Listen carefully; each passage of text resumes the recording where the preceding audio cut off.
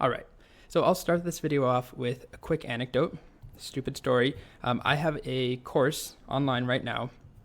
It's done relatively well, a lot of students, and it focuses on a bunch of technologies, including HTML, CSS, JavaScript. We talk about Node.js as well, talk about MongoDB, and a bunch of other tools that go along with them.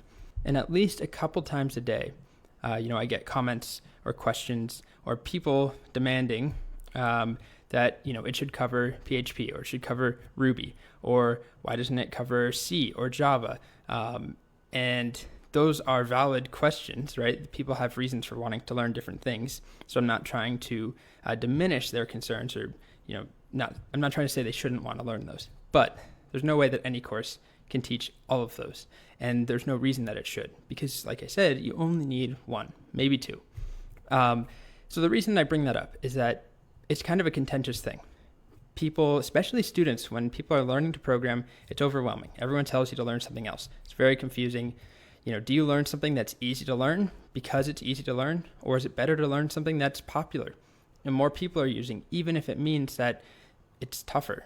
What's the best route? And I think the answer is there's a different way for everyone. It's kind of a lame cop-out answer. So when you're making an online course, you have to decide.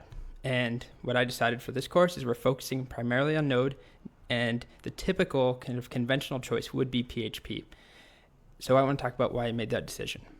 And the first reason is that I personally am not crazy about PHP. I've done some work with it, some work with WordPress. It, like I said, used to be very popular. There's still a lot of people using it, but it is no longer the reigning champion of programming languages on the web. Like 7 years ago, it was. That was the language that you used if you wanted to make a web app. But nowadays, there's so much more competition. People are writing things in Node, or they're writing them in Ruby, and tons of other languages, Scala, Clojure, all these different languages that you could use. And they all have benefits, right? They all have they came later. They were able to see what worked, what didn't work, where problems were with other languages. They all kind of try to address different things. So I won't go into a lot of the technical details. There's an interesting article online, is PHP the most hated programming language? Not that that is an excuse to not use it, but it's interesting. I'll link to it if you want to read about it. It basically talks about how PHP got so popular back in 1995 is when it started, and then where does the hate towards it come from? And largely, the consensus, at least, is that PHP was kind of cobbled together. It wasn't a consciously crafted, as this says here, programming language. Things were added over the years. And there's inconsistencies, there's some security issues, but you could actually say the same thing about JavaScript, which is a valid criticism, that it was created in, I think it's 9 or 10 days, kind of as an experiment. It wasn't some crazy planned out language, and things have been added over the years, and they're constantly kind of updating the specification for JavaScript. So that's not necessarily why I chose to not teach PHP and choose Node and JavaScript instead. It's really more about the data that's on this page. This is from 2016. It's a Stack Overflow survey they do with how many? 56,000 coders who answered the survey, and there was 45 questions. So if we scroll down, I'm going to click on Technology and go look at the Technologies tabs. We can quickly see, first of all, SQL, very popular. Good news. And you can see here we have PHP, which is in 2016 around 25%.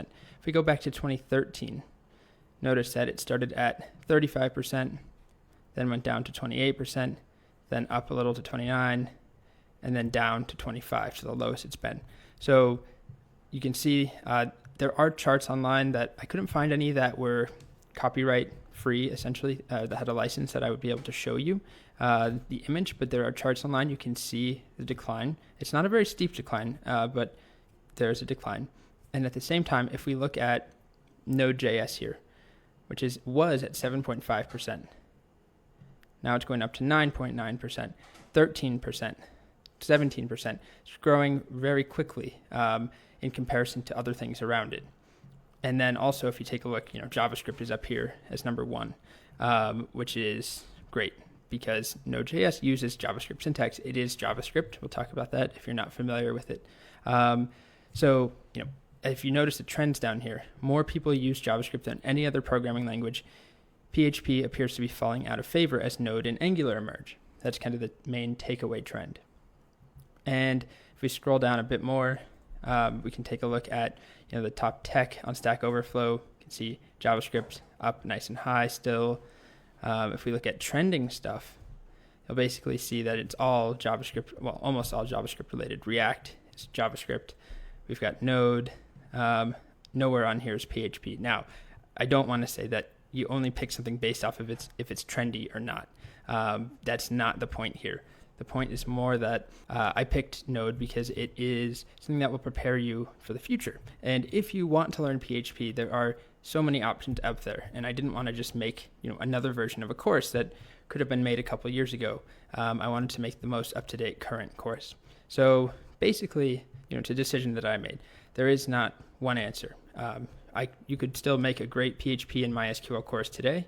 I'll probably end up adding a little PHP section, but it's not going to be the focus of the course. And minor thing, but it is interesting if you look at top paying jobs, or if we scroll down and look at what a Node developer on average is around $85,000. You look at PHP, $10,000 difference.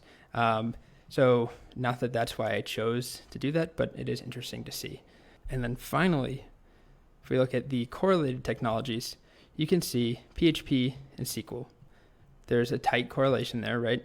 But there's also JavaScript and SQL, which is what we're going to be focusing on, and that's becoming very, very popular, a great combination. So that's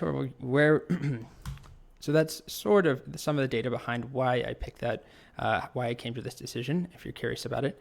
One other thing, there's a good Quora post about why PHP is losing popularity, why people are trying to do Node and stuff and Ruby, and why people are down on PHP, which hopefully the takeaway is that that's not my intention, is that I am not trying to make PHP seem bad. I am just trying to show you another option.